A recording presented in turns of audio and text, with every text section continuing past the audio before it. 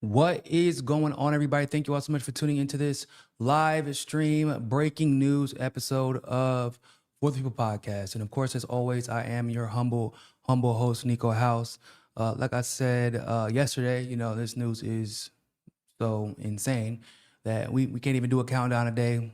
We're just going to get right into it. By the way, once again, I did see your advisory that the video was freezing a little bit yesterday during our live stream. Hopefully, I think that I've resolved it. I think we will see.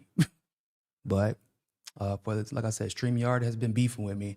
So, but hopefully I figured it out. But with that being said, I do have some sad news. Ayatollah Khamenei has been killed. He was killed in an airstrike by U.S. and Israeli forces. There was some initial news that he had been killed yesterday, earlier in the day. That news actually hadn't been confirmed. In fact, there was news from politicians from inside Iran saying that it was actually the contrary, that he was alive. And that was actually confirmed by an NBC News report as well. So they initially said he was dead, and they initially said that they had gotten him. Then he released a video hours, not even 2 hours after that claim was made. He was alive. But according to sources from inside Iran, he was in his office working like he works every day. And they killed him. It's really, really, really, really frustrating when you see a man like this who was a leader from the front since 1989, since he's been the Ayatollah of Iran. He's been like a leader. He's had the option to run. Other countries like Russia have offered him refuge during these tumultuous times of conflict, and he doesn't run. I mean, the man didn't even bunker down. Like, he didn't even hide. Now, the claims are that he had cancer, and so it wasn't long before he would die anyway in the eyes of some people. But even when Iraq attacked Iran, right? And you have to remember, this was a different version of Iran. This wasn't the same Iran that is a military superpower and an economic superpower. This is an Iran that had gone through several regime changes, was still developing its military. Most of the military at that time was just straight up volunteer rebels trying to defend their homeland.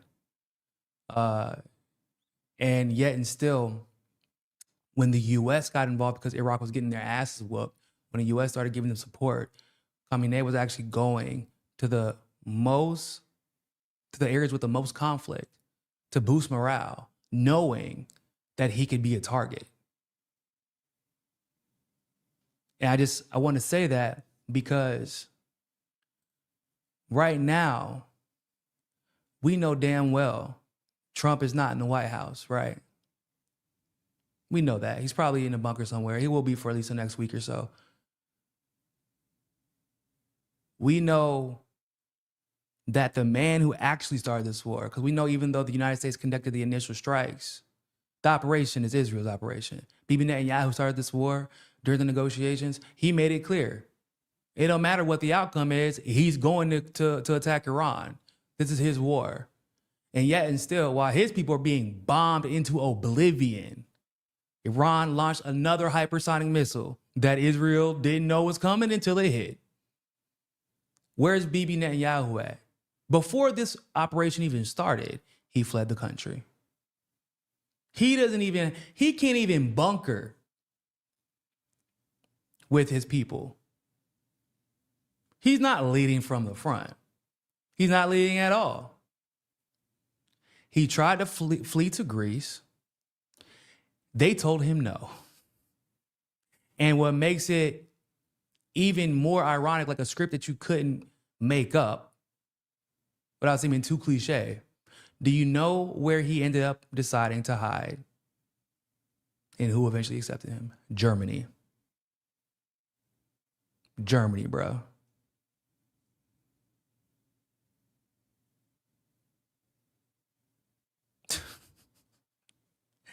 You can't make it up.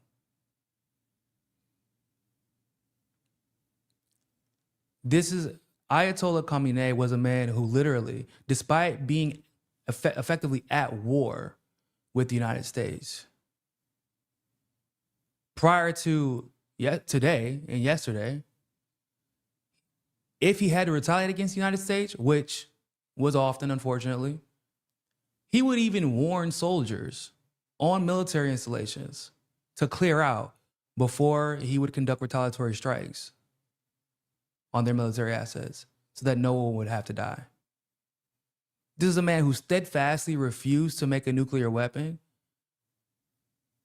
particularly because of his religion. Despite the fact he knows that there's a great chance that none of this would be happening if they had a nuclear weapon.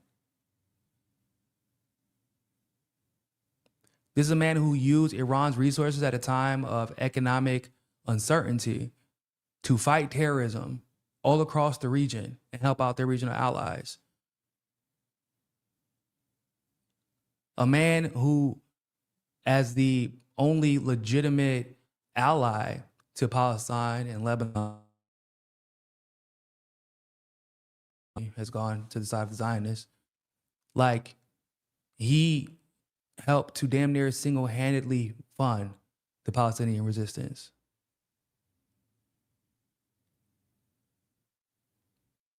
And although Iran will select a new Ayatollah in the next coming, I think they said 1 or 2 days, Iran will move on. They were prepared for this, of course. Even though they will select a new Ayatollah,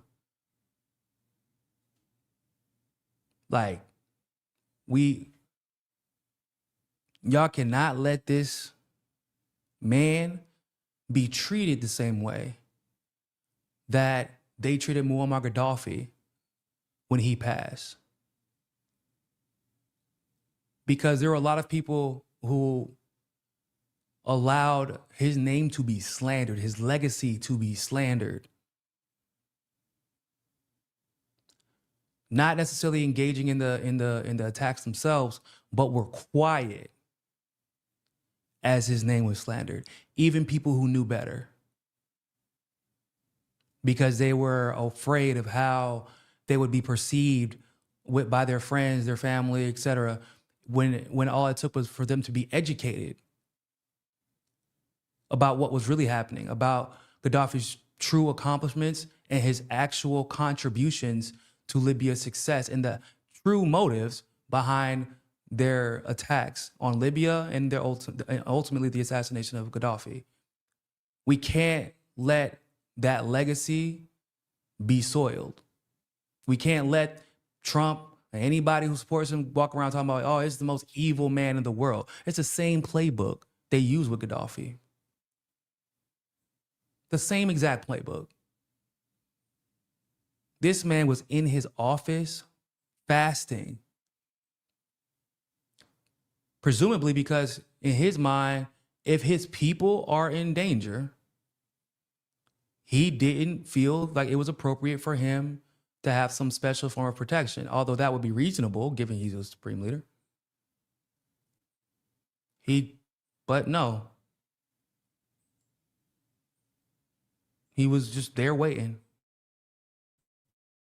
Lines, leading from the front like he has done since 1989 when he was put in power. It's it's a sad day. Especially when you consider all that's taking place, right? We got Maduro getting kidnapped in the middle of the night. Not just him, but his wife. And then dozens of Cuban soldiers killed in that operation, and some Venezuelans as well. We don't know what the hell's happening there. I'm sure that case has gone quiet, specifically because they figured out they have no legitimate grounds to charge him. But that kind of makes the situation even scarier. He's going to go dark. And what we do know is that he's not suicidal, but they're going to pretend that he is.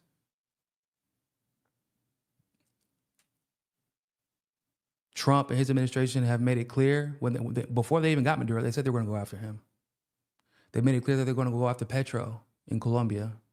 They made it clear that they're going to go after Cuba. They made it clear they're going to go after Khamenei as well. So the scariest part about all of this is that we know for a fact that Trump is not done.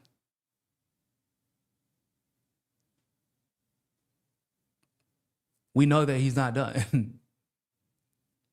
And they're going to continue to paint these leaders, elected officials, especially in the case of Venezuela, Colombia, Cuba. Cuba has one of the most thriving democracies in the world, actually. But they're going to continue to call him a dictator, as if the U.S. actually has a problem with dictators. We know that's not the case. Once again, if someone was an actual dictator, the U.S. would be supporting them and financing them, not fighting against them.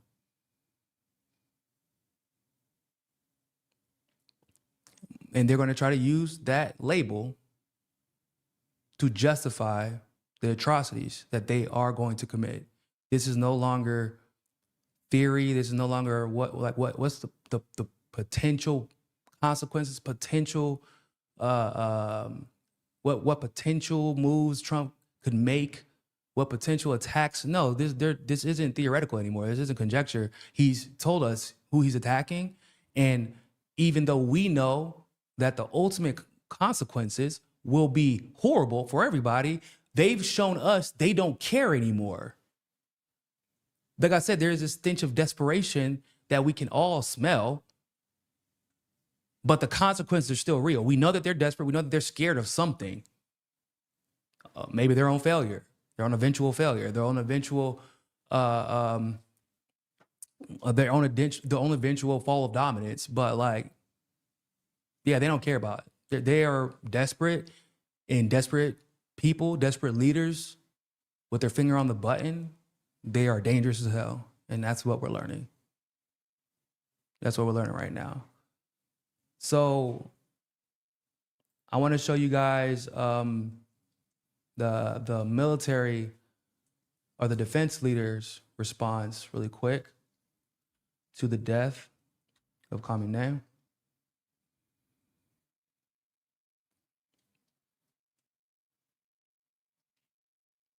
Oh, before I do that, really quick, there's a poll in the chat for my YouTube people. Do you guys believe that given that the United States and Iran have effectively launched an illegal and unprovoked military assault, not Iran, excuse me, the United States and Israel have launched an illegal and unprovoked military assault on Iran, does Iran have the right to attack any country, or at least conduct a military strike to get Netanyahu or Trump in any country that gives them refuge? Because we've seen, especially Trump literally attacked Soleimani in Iraq while he was flying to Saudi Arabia. He was in the middle of a connection, right? We see that multiple countries where he can't step foot in right now because of the genocide he's committed, on top of everything else. And then they kill of Iran when he hasn't done anything wrong. He hasn't committed any of these motivations that they've used to justify going to war with Iran. None of that is true. So they killed him for no reason. So do y'all believe? Let me know on the poll on YouTube. Does the U.S., or excuse me, does Iran have the right to attack any country to get Trump or Bibi if they're giving them refuge? I'm curious to know what your thoughts are about that. Good morning, Kyle. What's good, man? Yeah, Iran does have the right to defend itself. And, you know, according to the U.S., defending yourself means going to other countries to kill people. So, you know, I feel like if we're being consistent here, Iran would be justified. That's just my answer, you know what I'm saying? But curious to know what y'all think. So this is what Shirazi said. Iranian Ayatollah Makarem Shirazi has declared jihad against the United States and Israel. The Iranian nation and the Islamic world are the avengers of the blood of the martyred leader of the revolution. The main perpetrators of this crime are the arrogant U.S. government and the cursed Zionist regime. And this revenge is a religious duty for all Muslims worldwide to eliminate these criminals from the world. And I probably couldn't agree more with them. I genuinely feel like that. There might be some people who disagree with that, but like if I'm a Muslim, I feel like it's become very clear that the war that Israel has launched, that the U.S. is participating in, this isn't just some random war. This is effectively a holy war. Like they wouldn't be going after Iran if they weren't Muslim. Not in this fashion. Not only are they going after Iran specifically because they're Muslim, they've gone after Lebanon, same reason. And it's not like they're just Muslim in like Saudi Arabia. They're like Saudi Arabia. I don't really. They're Muslim like in name only. They're not Muslim in spirit. They might practice Sharia law, and they actually don't even do that. They actually take Sharia law to a whole different level. But like, as far as camaraderie and community, like Iran is willing to put their money where their mouth is and help revolutions, resistance groups all over the region who are also Muslim and being attacked for such. Right? So like, I tend to actually agree. Like, yeah, no, Muslims have a duty now. This is bigger than Iran. And I think the majority of the Muslim world understands this. Once again, we don't count the UAE. I don't even know if you, bro, those are closet Zionists, dog. I don't care what anybody says. Saudi Arabia, same thing. Closet Zionists. Saudi Arabia wants Iran gone. Qatar, same thing. Like, those aren't real Muslims. But that statement is huge. Because that, once again, that's not some regular guy. That's the defense guy. That's the guy who can say, "Oh man, we should attack. We shouldn't attack. we should practice some restraint. We should go balls to the wall." Like that's him, and he is telling y'all what time it is. That is, and they're not playing. They're not playing.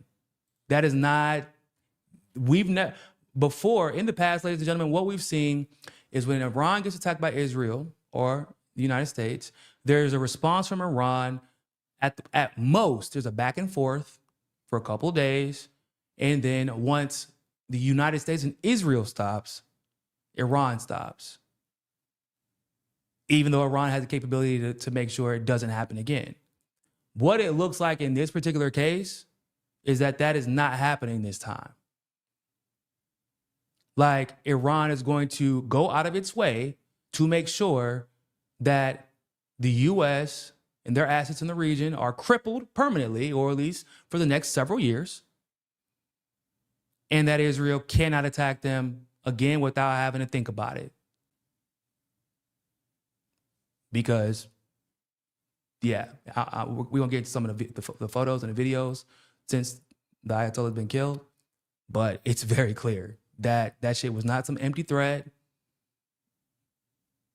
No offense to China, but China likes to get on to the news and talk about how much they dislike what the U.S. is doing, how much they condemn it. Yeah, this isn't one of those situations. Here,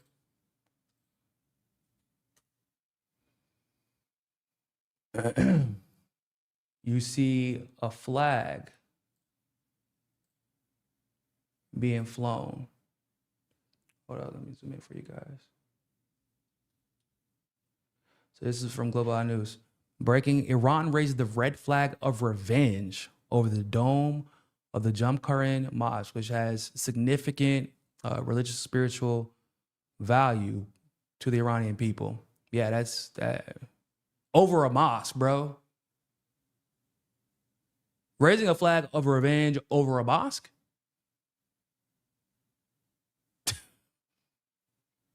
Like I said, we are at the point of no return. And it's sad because it didn't have to get here. It didn't have to, but anything but those Epstein files, right, guys? O ex-presidente do Irã foi morto também, sério? Eles mataram ele? Quando? Hoje uma base francesa foi destruída por mísseis. Sério? Oh, damn. Did not know that. Eu nem sabia. Eu só vi as bases que foram atacadas por... Oh, os bases dos Estados Unidos que foram atacados. Mas, caraca. We're gonna see more. Vamos ver mais mesmo.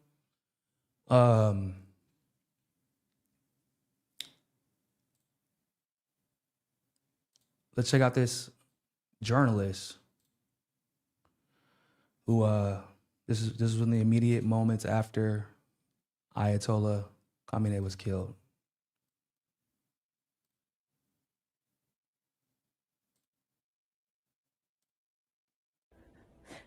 The devils of the world will celebrate, and everybody they have managed to brainwash. But this is not over. Trump is going to pay a price paid by no American president at all time, paid by no Zionist of all time, paid by no criminal of all time. Trump is going to see, because revenge is coming, and revenge is coming soon, and revenge is coming after Trump, after everybody who facilitated this assassination. He will pay the ultimate price. And it's not only by the millions of Iranians, it's not only by the millions in resistance countries, it's also by those who have newly joined the resistance. The devils of the world will celebrate. Bro, that was... These sound like a people who hated their leader. I mean, these are the sons and daughters of a revolution. Many of them are actually still alive today, the people who fought the revolution. If they actually wanted to overthrow Ayatollah Khamenei, if they actually wanted him gone, he would be gone. He would have been gone. I keep telling people that. I'm like, y'all acting like Iranians don't know how to revolution. They do this. They've done this. And every time the U.S. tried to send another puppet government, Iran took their country back.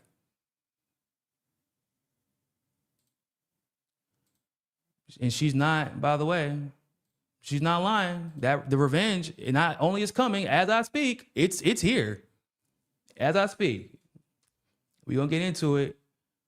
But really quick, let's check out this other journalist. I can't believe Al Jazeera is actually interviewing somebody who supported Khamenei, because, bro, Al Jazeera, y'all know, they are always against Iran, always.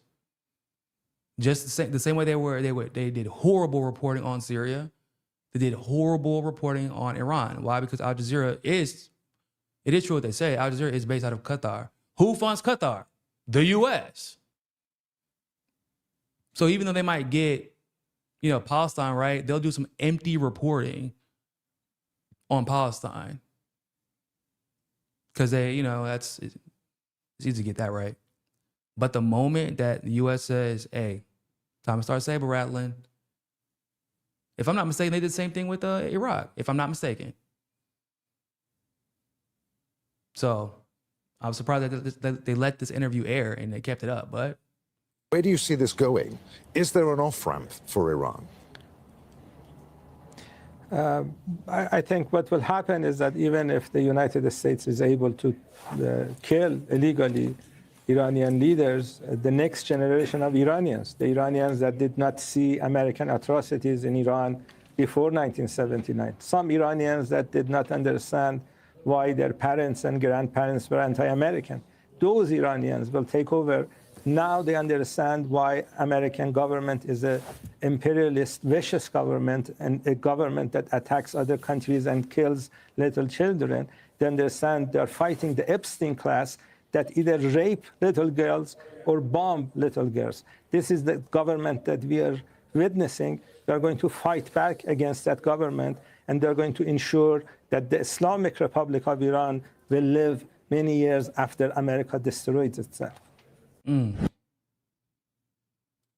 they said, get him out of there. Man, I couldn't have said it better myself. The evil government, the Epstein class, they either grape little girls or bomb little girls.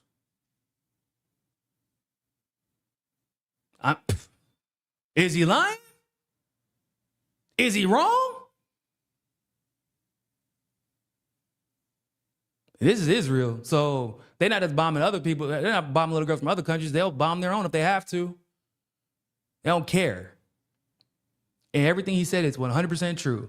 When you create orphans, do you think that those orphans forget? That's one of the things that gave the U.S. so many problems in both Afghanistan and Iraq, especially Iraq. The first were embracing American citizens with open, or American military with open arms. Second deployments, it was like, third deployment, like for those who were there from the beginning to the end, they were like, bro, they hated us. Because we just killed their older brother. We just killed their dad. They were picking up guns and pointing them at us. They were joining rebellions. Yeah, that's what happens. Y'all really do breaching and clearing houses in broad daylight, killing people. Like, oh man, he has a gun. Yeah, you just broke into his house. Imagine being an American and complaining that someone draws a gun on you when you break into their house. Like an American complaining about that. Come on, bro. We know that's normal. But you're killing, you're attacking a generation that, like this gentleman said, will be here long after the U.S. destroys itself, but will probably have a hand in destroying the U.S. in some way, form, or fashion. I don't know if y'all have noticed, but despite Iran going through various, Iran has gone through various changes in their government, specifically brought about because of the United States' constant attempt to overthrow them and control them. And despite all of that, since maybe over the last century, they've still advanced to become the strongest superpower in the region. Tehran is still a beautiful city. They still have a very high functioning government.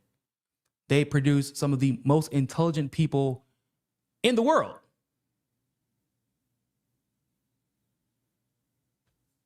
What do you think? Like, what do you think after this? The U.S. is failing at every turn, despite having every geopolitical advantage. We even have an advantage of diversity of thought. because we import, you know, everybody else has brain drains. We import intelligence, probably because we can't, it's hard to find it in the U.S. We import experts, import professionals, import academics, import medicine. Like, we have enough land where our agriculture industry could thrive. Like, we have weather that varies, climate that varies, temperature that varies. So we have our own oil. We have our own natural resources. Like, for a long time, we're controlling the economy of the world. And despite that, we are in constant decline. Iran, despite having every disadvantage thrown at them, look at them, going brazy right now as we speak. Look, I said they weren't playing about this revenge. So there were several soldiers killed in Kuwait. Find a video for you guys. Yeah, several soldiers were killed in Kuwait. And you know what Kuwait is? Kuwait, bro, they're not there to fight. Most of those soldiers there, they're just transitioning. They're like there to land and then go to another country, like Iraq, Afghanistan, Syria. Like, they launch from, that's just a universal meeting spot, basically. No one in Kuwait is thinking like, yeah, man, I'm about to go scrap somebody. Like, nobody. You go there to relax before your actual official destination. Yeah. So now American soldiers have just been sacrificed for Israel's war. I want y'all to take heed. They did not warn them this time. Y'all killed the nice guy. Now meet the bad guy. Y'all killed the nice guy. The one that was giving out warnings before they conducted strikes. The one who practiced restraint. Yeah, that guy is gone, so now this is what you get. There was an attack from Iran in Abu Dhabi. There are reports coming out that more soldiers have been killed.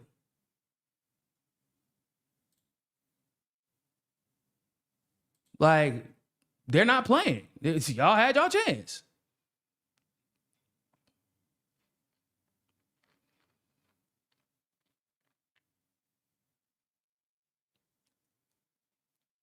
Well, let me find this.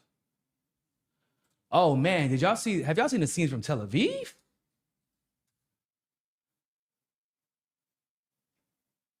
Bruh. Wow. These are the scenes in Tel Aviv while your boy is hiding, your boy BB's hiding. And this is what they got. This is what they're dealing with.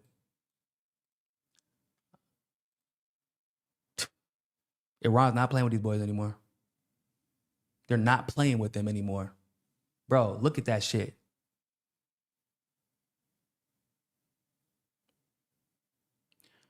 I see somebody said they want to know what's happening in Saudi. So Saudi Arabia, despite coming out against the attacks against Iran, they called Trump on a private call and actually was provoking attacks against Iran. Look at this. This is crazy. Boom! That plastic dome crumbling. What I tell you?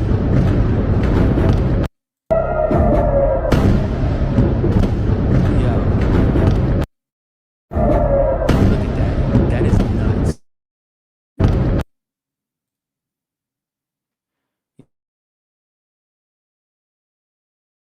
Not BB, excuse me.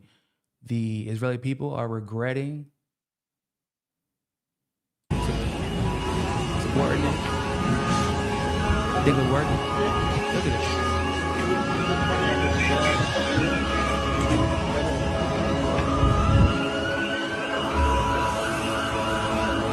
Bro, and you have to put this in perspective.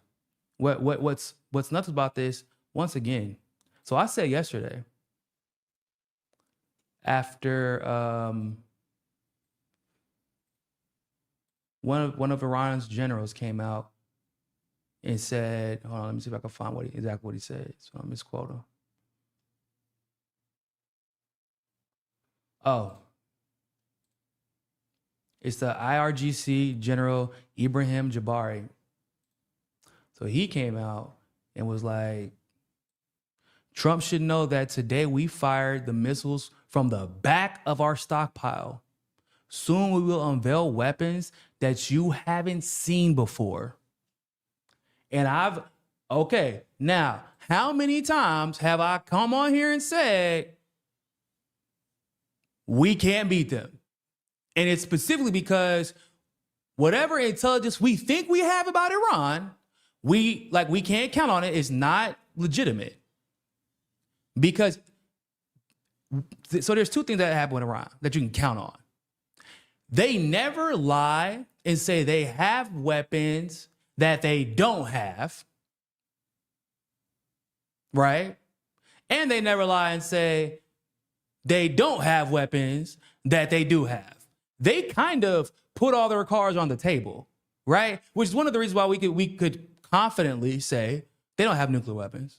Why? Because they've been clear about that. Because they don't have to lie. Like, yeah, we don't have any. But they also tell you, like, but we do have shit that y'all haven't seen yet. And we know that that is the case, and that is the truth, and that they're being honest. Why? Because whenever they fired that hypersonic missile at Israel in June, Israel didn't see it coming. They didn't know. They didn't know until their asses got hit.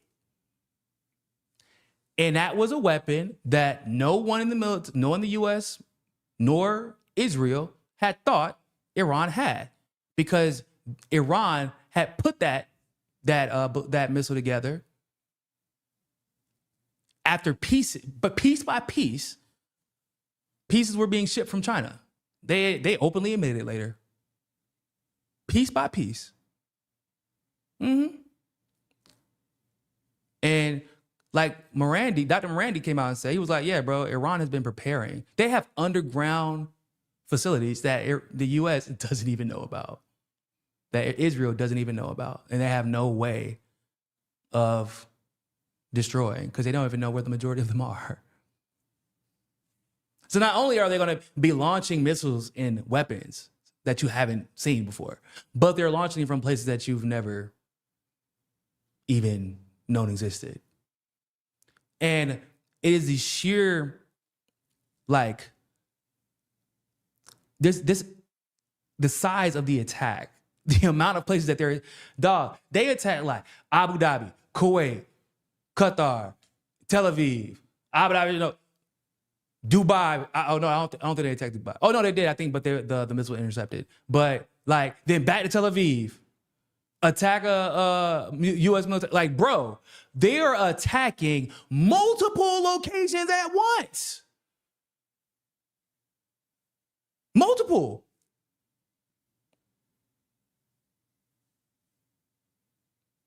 Israel's right there. They have the use of all the weapons that the United States has given them. They have a whole arsenal. And it's not like they aren't attacking Iran. But proportionally speaking, it's like Iran is going, like, they're going after every military asset in the U.S., or excuse me, in the Middle East that the U.S. has. They're going after military bases in multiple countries while still attacking Tel Aviv.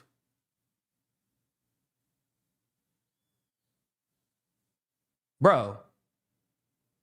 And they're telling us that they haven't even used their weapons that could do real damage. They haven't even gotten to their bag yet, basically, is what I'm telling you. That is nuts. And now they're going to, and they're not warning anybody. Because once again, y'all killed the nice guy, so this is what you get.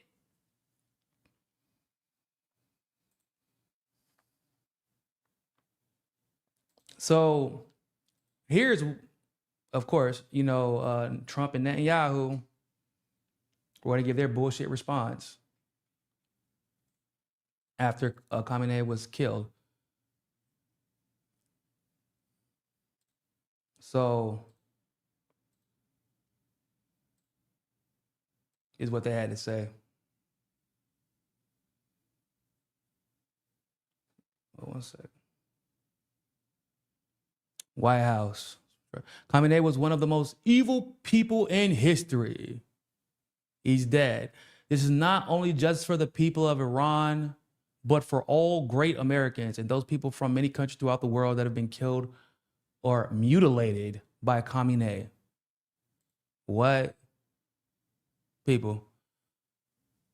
Who is Khamenei mutilated? What the hell is this man talking about? This is nuts. What is this man talking about? That never happened. Mutilated by Khamenei. You know who's been mutilated? There have been people mutilated by U.S. proxies, extremists, radicalists that the U.S. finance. One of the most evil people in the world was the one who just made that statement. But I told y'all they're going to use the same playbook that they used with Gaddafi.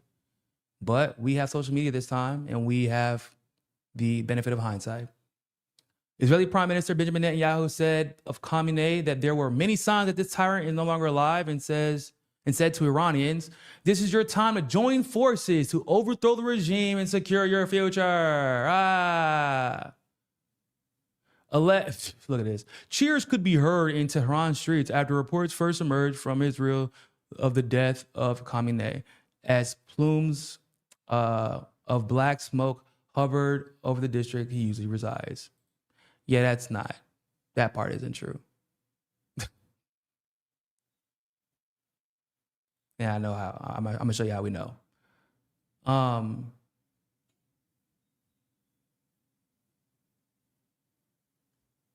So you see what they thought was gonna happen.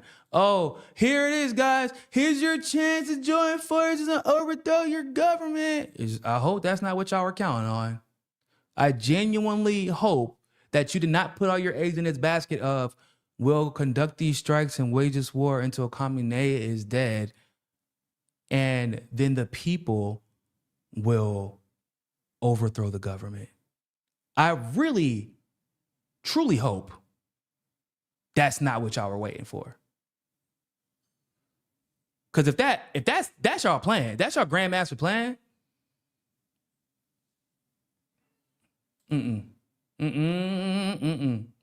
Bro, hold up. Let me show y'all the response from the Iranian people.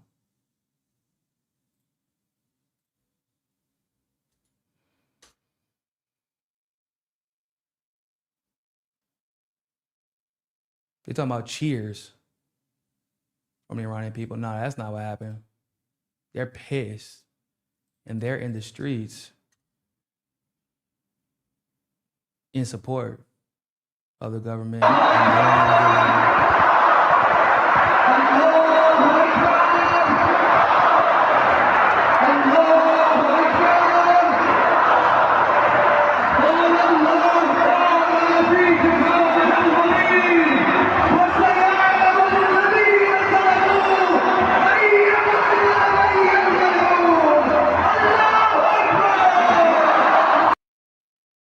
Bro, you know what's wild about this?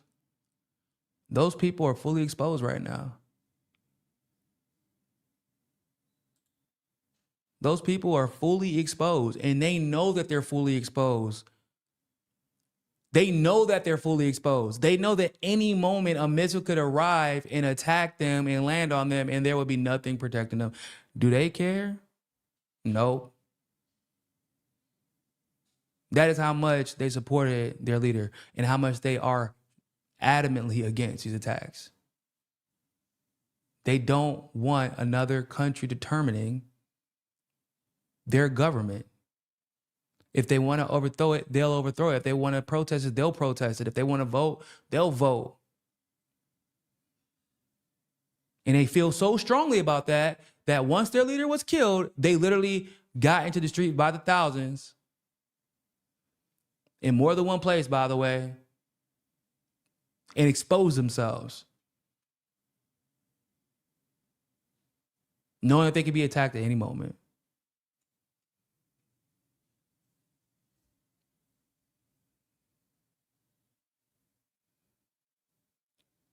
You said there's no way that you believe that they would let their leader be killed.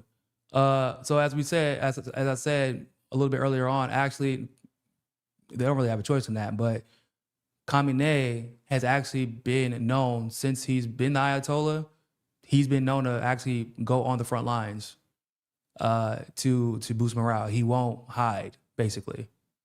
He refused to. And if it's true that he did have cancer and he was on his way out anyway, then he definitely wasn't going to hide in his final moments when his people need this morale boost, because this is a big deal. And strategically speaking, if he's thinking about the future of Iran, in the potential inspiration of millions of people and leaders that will come after him, if he knows he's going to die, and he knows that him being killed or martyred would boost morale and give them the strength to fight on, that actually would be a genius move to let himself be martyred in that fashion, to make sure that people do not desist and instead are outraged, so that they see this through to the end. It actually makes perfect sense.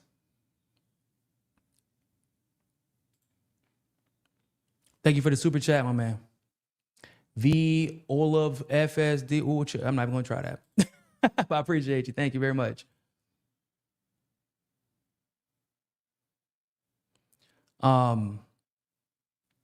This is, one second. Yeah, that's why I feel like he doesn't hide anyway. So there's that. But if I was him, if I knew I was going to die, and you already know you have a system set up to replace you, right? They already announced they're selecting a new Ayatollah in the next couple of days. The U.S. has achieved nothing. In fact, they killed Khamenei, Portuguese, but they have not effectively achieved anything except for pissing off the Iranian people. That's all they've done. They've motivated them. They've boosted morale. Exactly. In Islam, being martyred is honorable. He's not going to run to Germany. And avenging the martyred is even more honorable. And he knows that. Look at this. Iran's Revolutionary Guards say they struck the USS Abraham Lincoln with ballistic missiles. Yep, that armada is getting smaller and smaller every day. It's getting smaller and smaller. We only have so many boats.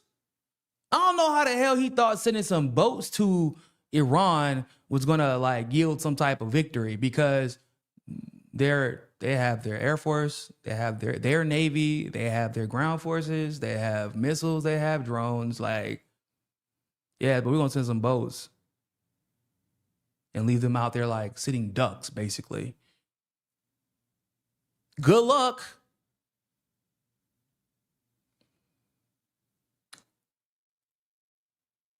And now, ladies and gentlemen, I don't know if y'all heard, but the Strait of Hormuz has been closed officially. For those of you who don't know, I think it's roughly 20% of all the world's oil flows through there. And a tanker tried to get through there recently, earlier, not even a couple hours ago. Tried to get through there because they thought Iran was playing. Guess what happened? Iran was not playing, blew that motherfucker up. They said, oh, and they told him to stop. They warned him. They're like, bop, sorry, we're not playing with y'all no more.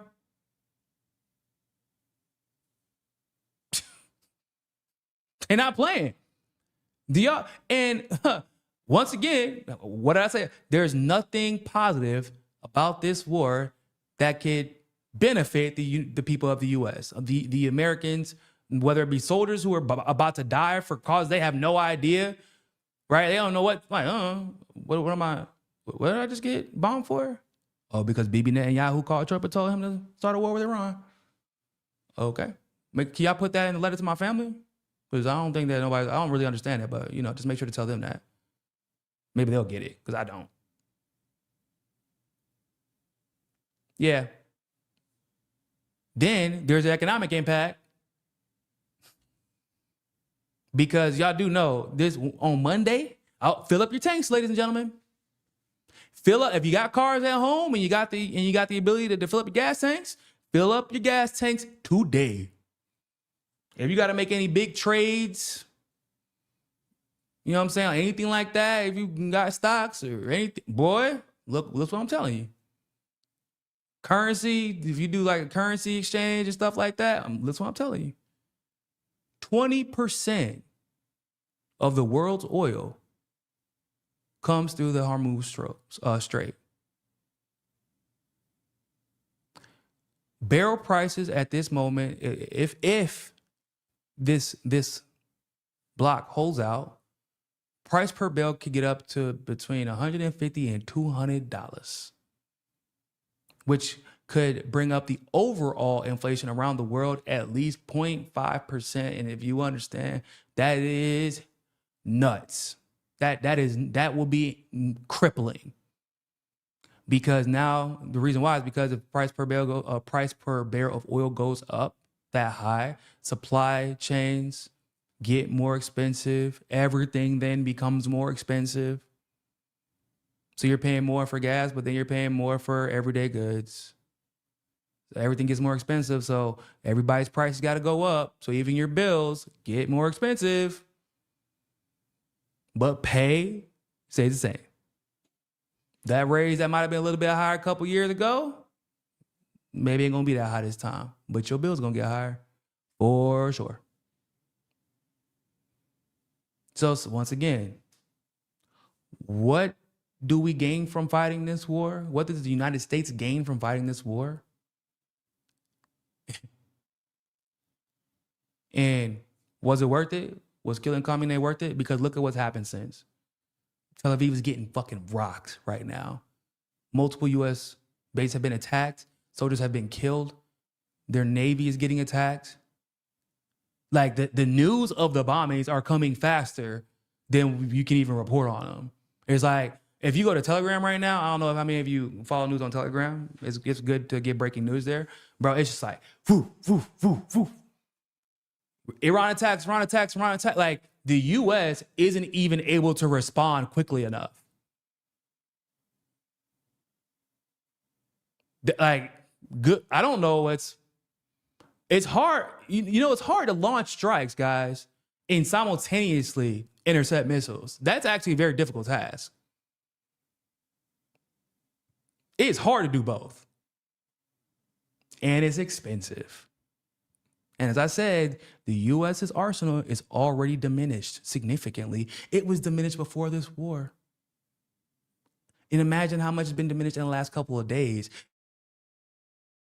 Places that Iran has been attacking, they would use those missiles to intercept attacks from Iran towards Israel. But now they're having to use those missiles to try and intercept attacks from Iran going towards Israel, and also try to intercept attacks from Iran going towards those bases, and also try to launch counter. Like, no, that's not happening, bro.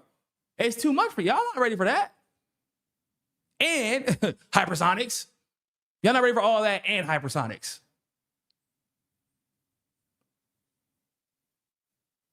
It's like, good luck. I don't see a world where the U.S. comes out victorious here, nor Israel. And maybe they've just sealed their fate with the assassination of Khamenei. Those people are not about to get out into the street and overthrow the government.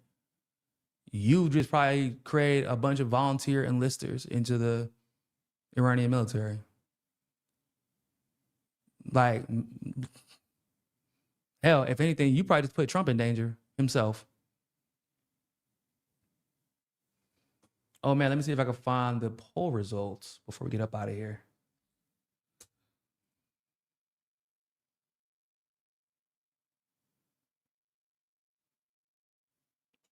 Bro, that's crazy. Bro, attacking in Lincoln. They ran it back, bro. They had a, remember I said yesterday, I said they had one drone that a F-35 had to shoot down for some reason. I don't know why you use that F-35, whatever. But Iran had a drone just floating over there. And I said at the time, yesterday, I said, oh, that's just a reconnaissance drone. I don't know why they attacked that. Because if they made it there, that means they got all the reconnaissance they needed. You should have just, unless they had, it looked like unless they had some intel that drone was equipped with something. But like, you should have tried to intercept it, not using an F-35 maybe. But I said, oh, that was reconnaissance. Best believe when Iran actually does attack, now they have the intel they need and they're going to strike. They're going to hit. And guess what? Battleship the next day. I told y'all, boy. Listen. So after that, put that poll up, 95% of people said Iran has the right to attack Bibi and Trump in whatever country that gives them refuge. I tend to agree.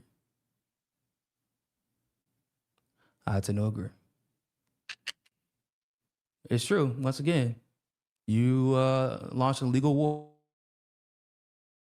You know, in Trump's case, he superseded Congress. In Bibi's case, he's already a war criminal. I mean, shit, Trump probably is too, but in Bibi's case, like, it's you got arrest warrants out for you. And if you then attack another country, kill their leader, without, like, in the middle of negotiations, basically, without justification, any legitimate justification whatsoever. Yeah, no, I agree. Iran reserves the right. If you want to be the dumbass country that protects war criminals and pedophiles and their employers, then you should reap the same consequences that Iran has to deal with.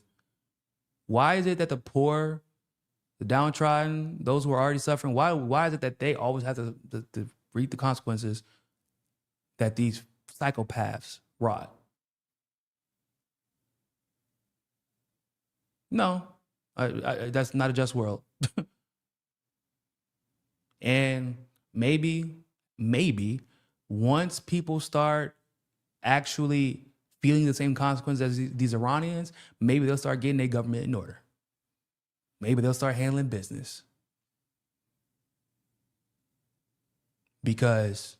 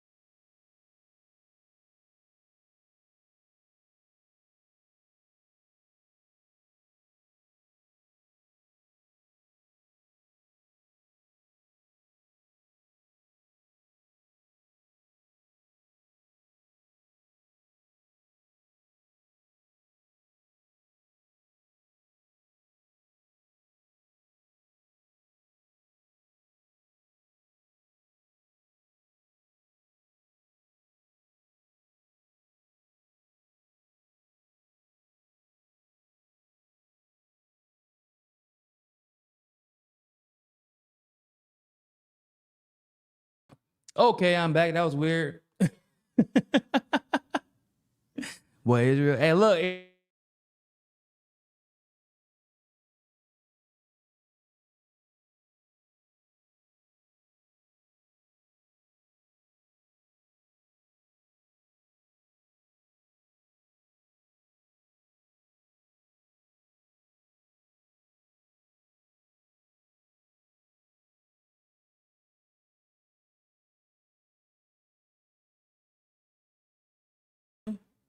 Can y'all hear me? Yo, this is crazy. Like, I don't even know what's going on. I really don't know what's going on. Y'all got me in trouble for that poll, man. Y'all got me in trouble for that poll. As word. I still mean every word. Maybe, like I said, maybe if people in these first world countries on their iPhones and iPads with their big screens and their video games on their fat asses had to feel the same consequences as people suffering in Iran Afghanistan, Iraq, and other places around the world, even Venezuela, Colombia, maybe if they had to suffer the same fate, maybe they would finally get off their ass and do something about their crazy ass psychopathic governments. Because they don't even have to see like people die. They're like, oh shit, we just got hit by a bomb. Because of what? Because our president acting what? Okay, you know what? Message received. Don't send another one. We got him. We'll take care of him. Don't even stress, dog. Don't even stress. And watch how quickly people get their act together. Watch. Bro, look at how, just look at just as a pint-sized, bite-sized example, look at what has happened in the last year as Trump has been just engaging in bullshit. Just dumb decision after ridiculous decision after dumbass decision. And he going into the State of the Union for a first-year president had the worst approval rating of all time, and it wasn't even close. Look at what happened in Minnesota, how quickly people organized in that microcosm of a situation. Like fighting ICE. That was like a situation in Minnesota. That wasn't even we got like a bomb dropped on our country. No, it was just in Minnesota. That was just like after months and months and months of being tired of Trump's bullshit, that was the response. This is like the Republicans are about to get pummeled in the elections, in the midterms, and that's crazy because the Democrats are damn near as unpopular, but now that people are so pissed at the Republicans, they're like, whatever. They're not going to vote for anybody, and the Democrats are probably going to win just off the strength of their normal base. And then the Democrats probably going to get beat again. But I'm just showing y'all, like, over the last year, look at how much has changed. Look how many people doubt the government. Trump went from being one of the most popular presidents in history to literally the most unpopular in a year. So imagine if somebody from outside gave everybody a nudge in the right direction to get their government in check. Just saying. It's hard for people to find the motivation to do the right thing at times until the motivation finds them. And it's just reality. You know what I'm saying? I wish safety in life for everybody, but I'm just being honest. Like small consequences now could prevent huge consequences later. You know what I'm saying? So with that being said, ladies and gentlemen, thank you all so much for tuning into this live stream segment of For the People podcast. Like this video, share this video, leave a comment below, come back after and leave a comment after the video has been posted to boost us in the algorithm. Make sure you subscribe if it's your first time here. If you're watching on X, click on our YouTube link. Subscribe to us there. Turn on notification bell so you can get notifications whenever we go live, whenever we post a new video or any new content. You can follow me on Instagram at Real Niko House.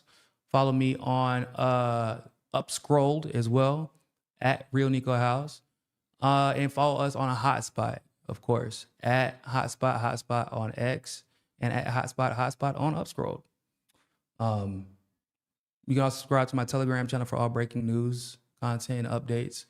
And if you want to support the show, you can become a premium subscriber here on YouTube, or you can join our Patreon, which the link is in the description below, and become a Patreon supporter. With that being said, ladies and gentlemen, thank you all so much for tuning into this live stream segment of For the People podcast.